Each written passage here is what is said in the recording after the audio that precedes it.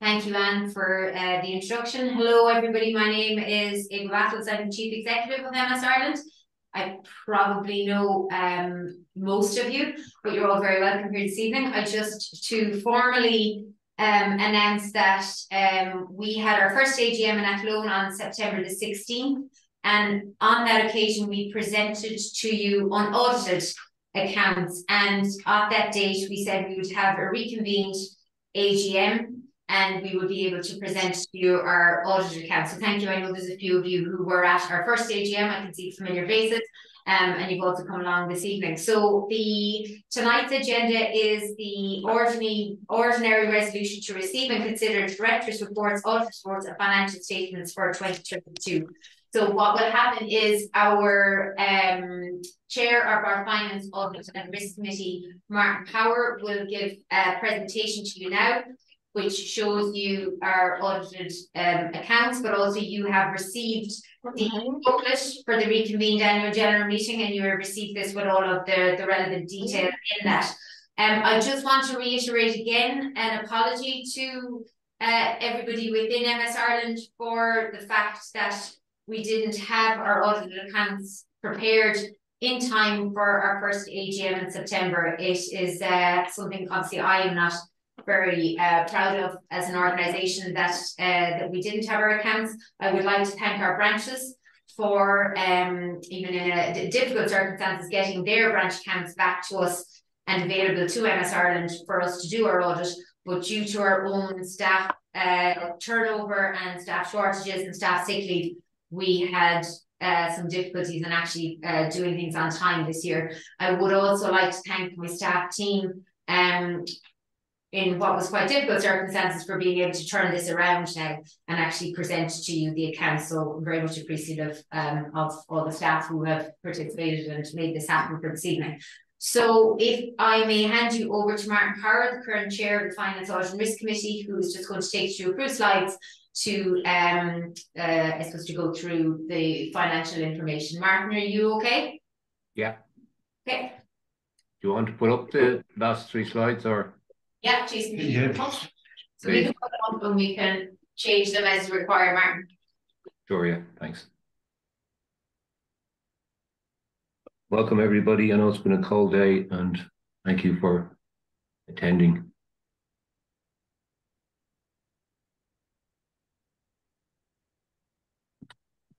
Just as a preliminary, while we're waiting for the slides to come up, there's been no significant change. There's been no change really at all.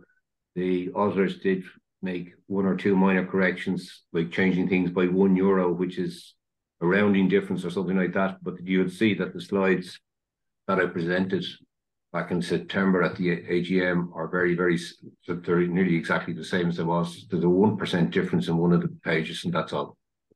So I am going to be very brief on the slides here.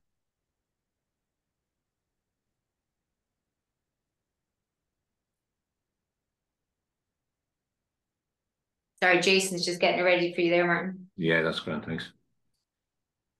Okay, we need to scroll it down.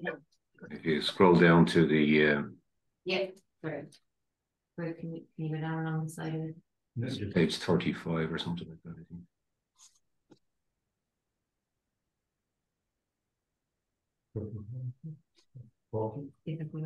Yeah. Is that the one right one? Martin? Yeah. Do you have the ones that you have? Well, these are fine. Just maybe go back 1 page, which shows the income. Yeah. Okay. So these figures, as I say, there was 1 or 2 minor figures that changed by €1, but nothing else. So the excess or the excess of income overhead was 205 for the year. I can't point to the screen, but it's probably about the 3rd line down. Net income expenditure for the year 205, and that's an excess of income over expenses. That was compared to 450 the previous year. The previous year was probably exceptional in that there was 1 or 2 large donations. So those figures haven't changed at all. I want to move to the next slide. sorry, if there's any questions on that, I'll take them, but I mean, there's no change to what I presented in September. You move to the next slide, Jason, maybe the next page.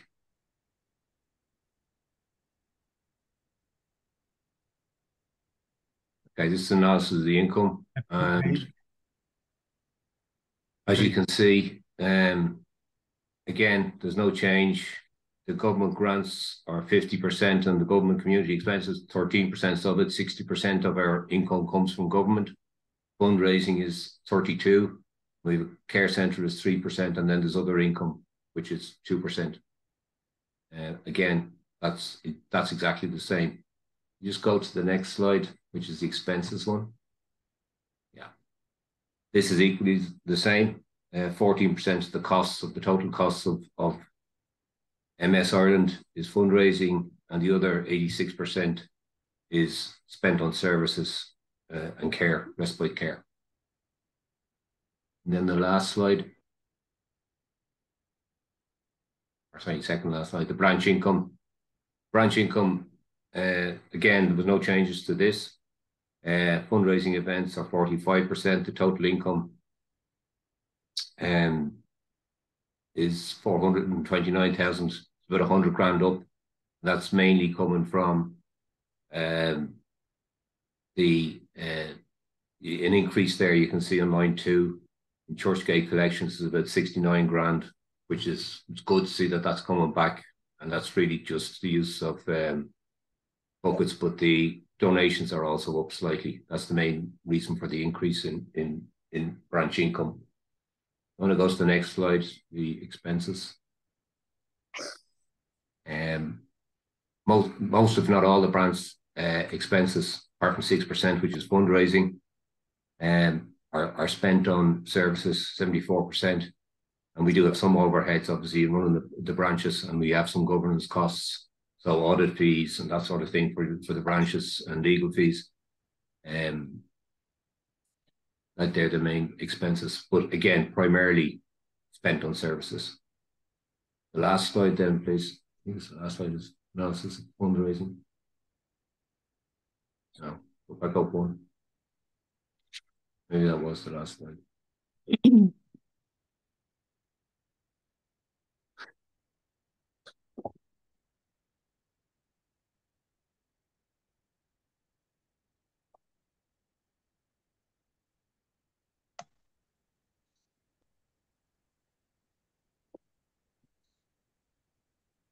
Hi there, Martin. So basically, that was the last slide there. That was it? Okay. Okay. Yeah, that was. Look, I'm happy to take any questions on the slides.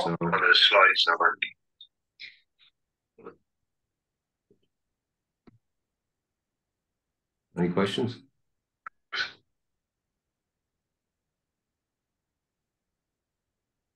Okay, hand back to you, and then sorry, go ahead. There's one, yeah. Okay, Mary McKeown here, Martin. How are you? Am I the person that you saw with the hand up, or is there somebody else? I don't want to cross anybody else. Yeah. No, you're okay. Thanks, Trina. You mightn't have this at the top of your head, Martin, but just you gave a figure for the percentage of total expenditure that was for fundraising. It was 14%. Yeah.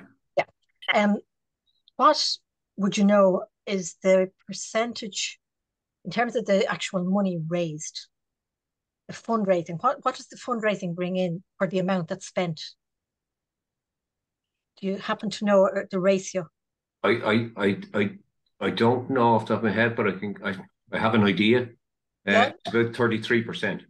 That's grand. It was just to get an idea. About 33% of fundraising costs. Yeah, so it's the return on the fundraising costs I was interested in. And thank you very much for that.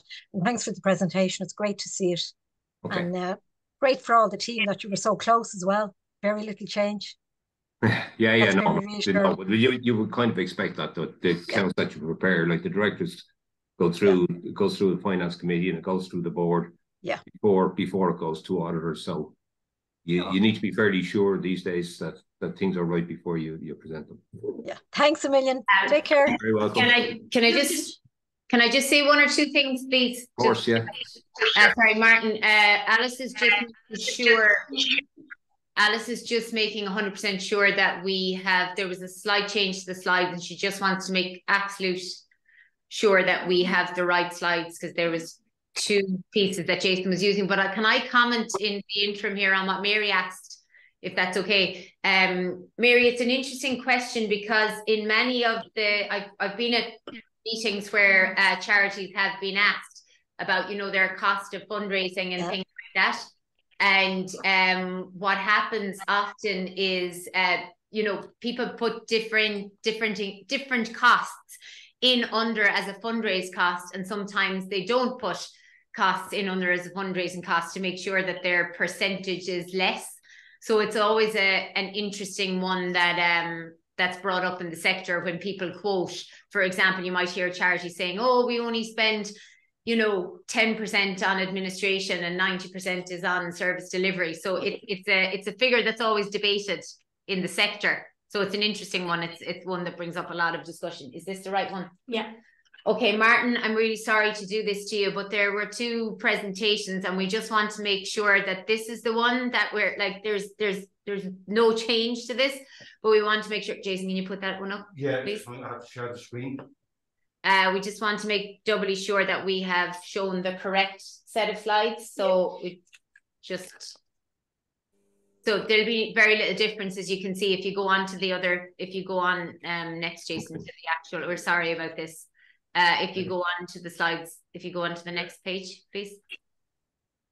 So again, you can see that it's the same. It's just we wanted to make sure that we had the updated annual report that you were given the figures for. So Martin, it's the same, pretty much the same thing, as you can see, except it's just this is the updated annual report of 6.1 million. If you keep going, Jason, 5.9 of expenditure. Go on, Jason. Yeah. And then you have the 2, which were the branches as well. But again, it's just to make sure that we've given you the absolute up-to-date annual report. Sorry about that, Martin. We've put up the other. So 429 of branch income. And then you can see on the next slide, you have the expenditure of 427. So you can see from our branches that the amount of money brought in, you can see pretty much that, they're spending in the region the amount that they bring in. So apologies for that. The first set of slides were the old version of the slides. This is now the updated version of the slides. So apologies for that again. That's it, Jason. Okay, there was one other question there, Ava, I think. Sorry. There was one other question from the floor. I think Sean Murphy, maybe, Martin. Yes, it's Martin. Sorry, Sean, I can't see you. Sorry. I'm here. I'm down in Cork. You can't see me. How are you? I see you now. And overall, from between 2021 and 2022, are the bank balances and branches gone up or down? They're actually pretty much static. You're talking about the usual 1.2 million. That's grand. That's grand. That's all I want to know. The branches tend to spend the income that they get in the year, by and large, give or take a small amount of money. That tends not to vary too much. Yeah, like you might have a nod branch that will go over, another one will go under, but Martin's point is the most valid. They stick to really what they brought. You saw there 427, 429. So the bank balance is pretty much the same, Sean. And just one other question. I know it's not related to finance, but how many branches have closed between 21 and 22? I currently, as of today, have 29 branches open, but Trina, would you be able to give us an indication of that? You're correct, Ava. Yeah, we have 29 branches at present. So we've had in the last number of years, Sean, we have had a number of closures. Now, to be fair, that is for different reasons, but we can't shy away from the fact that some of our branches are struggling and have struggled. They struggled before COVID and then seriously struggled coming out of COVID. And what you call it? Sorry, Jason. And seriously struggled coming out of COVID, and we've had a number that have closed. Yeah. That's grand. Thank you. Okay. Does anyone have any other questions? Any other matters you'd like brought to for discussion?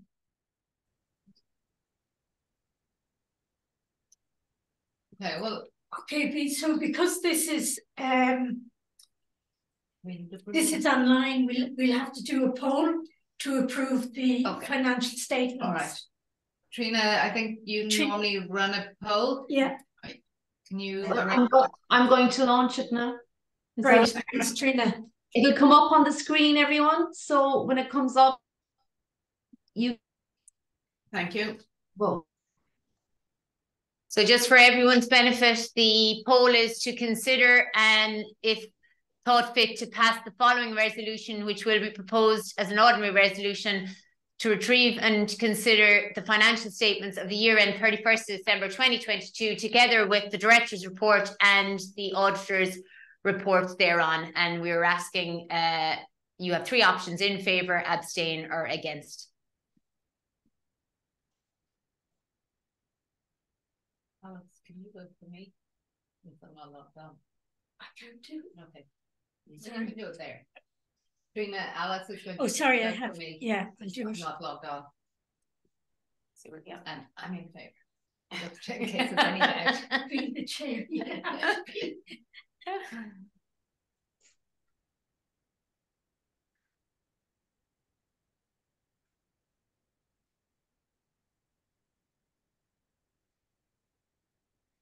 You're on mute. Trina, you're on mute, just so you know. Sorry if you're chatting to us. Yeah, sorry, just if everyone's happy that they've voted, I can end the poll. Is everyone happy? Yeah. I'm going to share the results now. Thanks, Trina. Super. That looks very good. I think we have it. I can't quite see that 98%. It is in favour 96%, and abstain 4%, and against 0. Okay, I think that is, we can be satisfied that has passed. Thank you very much, everybody, for taking part. And once again, we have a yes, we have approval. Which is great. So thanks to everybody. Thank you for everybody for joining us tonight. And as Ava said, we really do apologise that we had to bring you back, and we do hope this will not happen next year. All right, so thank you all, and we'll see you soon. Happy Christmas. Thank you. Yeah, way too early for that. I know, but I want to end on a positive note. So it's not December until tomorrow.